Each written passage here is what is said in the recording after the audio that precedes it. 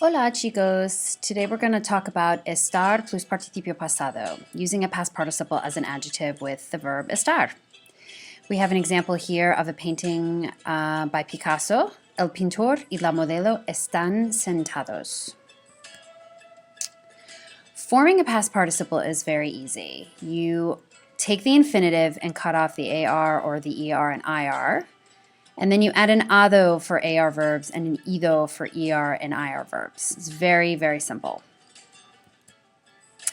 When you use the past participle with estar, you are describing a condition. A lot of times you'll see that as a resultant condition of an action, which shouldn't confuse you. It's just basically describing a state of being as the result of something having happened, like somebody sitting down and suddenly they're seated, or somebody falling asleep and now they're asleep, or a room being painted and now the room is painted. So that's all that means. The past participle will act as an adjective, although it's actually describing the result of an action. So don't let that confuse you. It will agree in gender and number with the subject. So make sure that if you're talking about el cuarto, you have el cuarto pintado, or if you're talking about las ventanas, you have ventanas abiertas.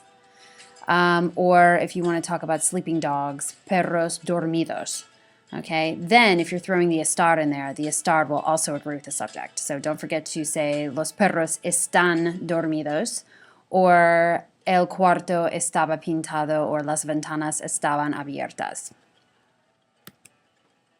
Here are some ejemplos with the painting Cascarones by Lomas Garza.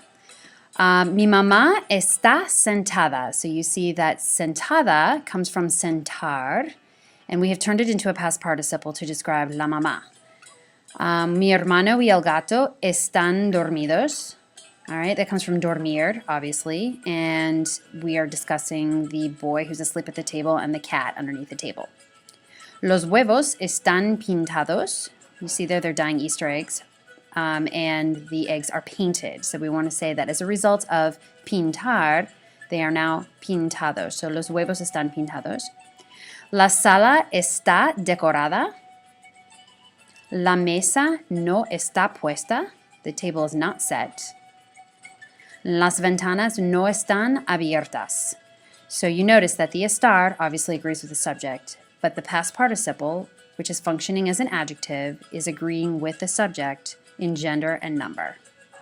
And that's estar plus participio pasado.